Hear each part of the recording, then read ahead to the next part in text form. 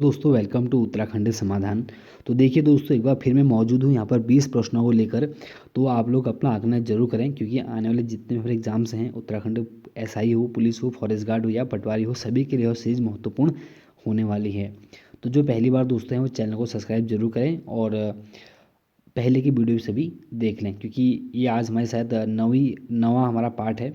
तो कहीं ना कहीं दोस्तों ये आपके एग्ज़ाम्स के लिए बहुत ही महत्वपूर्ण होने वाले हैं। तो चलो शुरू करते हैं आज के महत्वपूर्ण कुछ प्रश्नों को। पहला हमारा प्रश्न है, गढ़वाल चित्रशैली एक सर्वेक्षण किसकी रचना है? तो दोस्तों गढ़वाल चित्रशैली एक सर्वेक्षण जो है रचना है, तो यह दोस्तों हमारी है डी डॉक्टर यशवंत सिंह कटौच की। और दोस्तों अगर मैं यहाँ पर बात करता कि किशोरी लाल वैद्य की हमारी कौन सी चित्रकला है, तो दोस्तों इनकी हमारी है पहाड़ी चित्रकला। और दोस्तों हमारे जो वेस्टर्न मुकुंदी लाल है, इनकी दोस्तों आपको पता है सम नोट्स ऑन मोलाराम, इनकी महत्वपूर्ण एक रचना है। और दूसरा हमारा प्रश्न है कि चैतू व माणकू किसके दरबार में रहते थे? तो दोस्तों चैतू और जो माणकू को संरक्षण दिया था वह हमारा दिया था डी सुदर्शन शाह ने। और दोस्तों मोलाराम के दोनों ये समय क्या था, मोलाराम के दोनों ही हमारे शिष्य थे। और तीसरा हमारा प्रश्न है कि गिरिजा किशोर संग्रहालय कहाँ स्थित है? तो इसका जो सही हमारा आंसर है दोस्तों गिरिजा किशोर संग्रहालय, यह दोस्तों हमारा है ए अल्मोड़ा में। और दोस्तों बात करते हैं, देखिए कुछ महत्वपूर्ण हमारे संग्रहालय हैं, जैसे कि हमारे देहरादून में दोस्तों मौजूद है हमारा राव राव वीरेंद्र शाह संग्रहालय। और दोस्तों दिल्ली में हमारा मौजूद है राष्ट्रीय संग्रहालय, और लखनऊ में हमारा है राज्य संग्रहालय। चौथा हमारा प्रश्न है कि दोस्तों कि वैदिक काल में गढ़वाल क्षेत्र को किस नाम से जाना जाता था? दोस्तों महत्वपूर्ण प्रश्न है कि वैदिक काल में जो गढ़वाल क्षेत्र को हम जानते थे दोस्तों, किस नाम से इसको हम जानते थे? तो इसका जो हमारा सही आंसर दोस्तों होता है हमारा वह है हेमवत। इसका सी इसका आंसर सही है। वैदिक काल में गढ़वाल क्षेत्र को हम जानते थे हेमवत नाम से। और दोस्तों महाभारत में इसको हम बोलते उत्तर कुरु, और इसको हम बाकी आपको पता है कि मानस खंड में इसको बोलते थे हम कौन सा केदार सॉरी स्कंद पुराण हम बोलते हैं इसको केदारखंड। स्कंद पुराण में केदारखंड, और केदारखंड में दो भाग थे, केदारखंड और मानसखंड। तो केदारखंड बोलते गढ़वाल क्षेत्र को, ये बेसिक की जानकारी है। और पांचवा हमारा प्रश्न है कि वशिष्ठ गुफा, वशिष्ठ कुंड, वशिष्ठाश्रम किस जिले में स्थित है? तो इसका जो सही हमारा आंसर रहेगा दोस्तों यह हमारा है डी टिहरी गढ़वाल। वशिष्ठ गुफा, वशिष्ठ कुंड, वशिष्ठाश्रम ये हमारे टिहरी गढ़वाल में है। और बात करते हैं किस पट्टी में है, तो दोस्तों हमारे हिमयान पट्टी में मौजूद हैं। ध्यान देना, वशिष्ठ गुफा, वशिष्ठ कुंड और वशिष्ठा आश्रम। छठा दोस्तों हमारा प्रश्न है कि हमारा जो कण्वाश्रम गढ़वाल में जो हमारा कण्वाश्रम है, या मैं बोलूँ पौड़ी गढ़वाल में जो हमारा कण्वाश्रम है, तो कण्वाश्रम व मालिनी सभ्यता के खंडहर किसकी रचना है? बात चलिए कि हमारे कण्वाश्रम व मालिनी सभ्यता के खंडहर यह रचना किसकी है? तो इसका जो सही हमारा आंसर होता दोस्तों वह होता हमारा डी ललिता प्रसाद नैथानी। इसका सही आंसर हमारा क्या है, वह है डी ललिता प्रसाद नैथानी। बाकी दोस्तों आपको पता है कि हमारे जो हमारा कण्वाश्रम है दोस्तों यह हमारे पौड़ी ज़िले में है। और जब बात हम दोस्तों करते हैं कण्वाश्रम की, तो ललिता प्रसाद नैथन द्वारा इनके ऊपर कुछ हमें रचनाएं भी लिखी गई थी। और बाकी आपको पता है कि देखिए मालिनी तो हमारे कण्वाश्रम नदी पे ही हो गया ना, कण्वाश्रम जो हमारा मालिनी नदी पे हो गया, इसीलिए दोनों रचनाएं हमारी इन्हीं की हैं। सातवां हमारा प्रश्न है कि फेणीनाग मंदिर किस जिले में स्थित है? तो इसका जो सही हमारा आंसर होता है दोस्तों फेणीनाग जो मंदिर है वो हमारा है बागेश्वर में। इसका आंसर हमारा सही होता है। और दोस्तों हमारे वेणी माधव मंदिर और धौलीनाग ये हम दोनों हमारे कहाँ पे हैं, तो ये हमारे बागेश्वर में हैं। और उसके बाद हमारा आठवां प्रश्न है कि परिसीमन क्षेत्र के अनुसार राज्य में प्रत्येक लोकसभा क्षेत्र के अंतर्गत एक लोकसभा सीट में कितनी विधानसभा सीटें आती हैं? तो दोस्तों आप लोग ध्यान देना कि जो हमारी राज्य में 5 लोकसभा की सीटें हैं, उन पाँचों लोकसभा के अंतर्गत दोस्तों हमारे 14 बात करूँ तो 14 पंजे हमारा होता है 70। तो बात आती है कि एक लोकसभा सीट के अंतर्गत हमारे 14 विधानसभा की सीटें आती हैं। और नवा हमारा प्रश्न है कि मानवोदय काव्य के अंतर्गत किस पवार शासक को राजनीतिक चतुर व कुशल प्रशासक कहा है? तो देखिए दोस्तों, मानवोदय काव्य किसकी रचना है, ये लोग आप कमेंट करेंगे। तो बात है यहाँ पर मानवोदय काव्य हमारा जो संस्कृत भाषा में लिखा गया है, तो इसमें हमारे सहज पाल को, इसका ए आंसर सही है, सहज पाल को दोस्तों हमारा यहाँ पर राजनीतिक चतुर प्रशासक कहा गया है। और 10वां हमारा प्रश्न है कि वर्तमान में उत्तराखंड राज्य लोक सेवा आयोग के अध्यक्ष कौन हैं? तो इसका सही हमारा आंसर होता है दोस्तों, वो हमारा है बी, राकेश कुमार। और दोस्तों जो पहले हमारे राज्य लोक सेवा आयोग के हमारे अध्यक्ष थे वह थे हमारे एन पी नवानी। इसका ये आंसर तब इसका सही होता अगर हम बोलता है कि पहले कौन थे, तो एन पी नवानी। और राकेश कुमार से पहले जो हमारे थे वो थे आनंद सिंह रावत। वर्तमान की बात चली तो डॉक्टर राकेश रावत करके आप लोग याद रखें। और जो हमारा उत्तराखंड अधीनस्थ चयन आयोग है उनके हमारे हैं वर्तमान में अध्यक्ष एस राजू। और 11वां प्रश्न है कि हमारा हिंदी पत्रकारिता दिवस कब मनाया जाता है? तो दोस्तों हिंदी पत्रकारिता दिवस जो हम मनाते हैं यह हम मनाते हैं दोस्तों 30 मई को। और दोस्तों 29 मई को हम लोग मनाते हैं माउंट एवरेस्ट दिवस। और 15 जो मई को हम मनाते हैं दोस्तों, वो हम मनाते हैं विश्व परिवार दिवस। और 18 मई को हम मनाते हैं विश्व संग्रहालय दिवस। 12वां हमारा प्रश्न आज का कि सुमित्रा नंदन पंत पर डाक टिकट कब जारी हुआ था? तो इसका जो सही हमारा आंसर होता है दोस्तों, सुमित्रा नंदन पंत पर जो डाक टिकट जारी हमारा होता है वह दोस्तों हमारा होता है डी, 2015 में। तो 2015 में सुमित्रा नंदन पंत पर डाक टिकट जारी होता है। और दोस्तों जब बात करते हैं सुमित्रा नंदन पंत की, तो इनके बचपन का नाम हमारा गोसाई दत्त पंत, गोसाई पंत। इनको प्रकृति का चितैरा, चतुर चितैरा, लक्ष्मण, मुकुंद और भी बहुत कुछ नाम से इनको हम जानते हैं। और दोस्तों हमारे सुमित्रा नंदन पंत को दोस्तों 1960 में साहित्य अकादमी पुरस्कार मिल चुका था, और जो कि मिला था दोस्तों हमारे कला व बूढ़ा चाँद के लिए। और 1961 में दोस्तों इनको मिला था पद्म भूषण। और 1968 में इनको चिदम्बरा के लिए मिला था हमारा ज्ञानपीठ पुरस्कार। ये कुछ महत्वपूर्ण इनके सम्मान थे। 2015 पे इन पर हमारा डाक टिकट जारी हुआ था। और कुछ रचनाएं, अगर मैं इनकी कुछ रचनाओं की बात करूँ दोस्तों, तो ग्रंथि, गुंजन, ग्राम्य, युगांत और भी हमारे जब बूढ़ा चाँद, कला व बूढ़ा चाँद, वीणा, पल्लव, पतझड़, रजत, शिखर, इनकी कुछ महत्वपूर्ण हमारी रचनाएं होती हैं। और दोस्तों इनका जो जन्म होता है आपको पता है कि 20 मई सन 1900 में इनका हमारा जन्म होता है हमारे कौसानी, वर्तमान का हमारा जो बागेश्वर है वहाँ पर।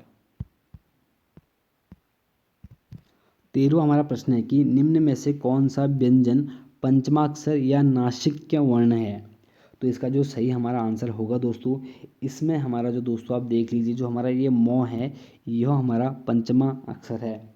और दोस्तों ये हमारे जितने भी हमारे जो वर्ण हैं ये सभी हमारे पौ वर्ग के हैं। ध्यान देना आप लोग, पौ, फौ, बौ, भौ और मौ दोस्तों हमारा अंतिम और हमारा कौन सा है, 5वां व अंतिम हमारा कौन सा, पंचमा अक्षर या नासिक्य वर्ण है। और 14वां हमारा प्रश्न है कि 16 महाजनपदों में वह कौन सा महाजनपद है जो एकमात्र दक्षिण भारत में स्थित है? तो इसका जो सही हमारा आंसर होता है दोस्तों, वह हमारा होता है डी, अस्मक। और दोस्तों अस्मक जो अस्मक हमारे एकमात्र हमारे दक्षिण भारत में था, इसकी जो हमारी राजधानी थी दोस्तों वो थी हमारी पोटली। ध्यान देना, पोटली, या हम कहीं कहीं उसको पढ़ते हैं पोतन। और दोस्तों जो कि हमारे मौजूद है आंध्र प्रदेश में। और ध्यान देना कभी पूछेगा कि अस्मक किस नदी के तट पे है, तो आप दोस्तों बोल देना गोदावरी। और उसके बाद दोस्तों हमारे कुछ महत्वपूर्ण और 16 महाजनपदों में गांधार और काम्बोज, ये दोनों दोस्तों हमारे ऐसे हैं जो कि हमारे पाकिस्तान, वर्तमान के हमारे पाकिस्तान में मौजूद हैं। जिसमें से दोस्तों जो हमारा ये गांधार है, यह दोस्तों हमारे जो गांधार की जो हमारी राजधानी है दोस्तों वो हमारी तक्षशिला है। अब यहीं से आपको पता चलेगा तक्षशिला हमारा कहाँ पे, तो पाकिस्तान में है। और उसके बाद दोस्तों बात करते हैं जी हमारे काम्बोज है, इसकी राजधानी हमारी दोस्तों हमारे कहाँ पर, हटक। और दोस्तों मगध, मगध का तो दोस्तों बहुत बार एग्जाम पूछा आता है कि मगध की राजधानी हमारी कहाँ थी, तो दोस्तों गिरिव्रज या हमारी कौन सी राजगढ़ है। और 15वां हमारा प्रश्न है कि ऋग्वैदिक कालीन नदियों में वितस्ता आधुनिक नदियों में किसका नाम था। जो हमारा, अगर मैं एक लाइन में आपसे कहूँ कि वितस्ता किस नदी का नाम है, तो इसका जो सही हमारा आंसर है दोस्तों वो हमारा है डी, झेलम नदी का नाम है वितस्ता। और दोस्तों जब बात करते हैं कि रावी का नाम क्या था, तो रावी का नाम दोस्तों हमारा परुषणी। और चिनाव का जो नाम था दोस्तों वो था हमारा अस्किनी। और गंडक का दोस्तों जो नाम था वो था हमारा सदा नीरा। 16वां प्रश्न है कि लॉर्ड कर्जन ने किसकी अध्यक्षता में पुलिस आयोग का गठन किया था।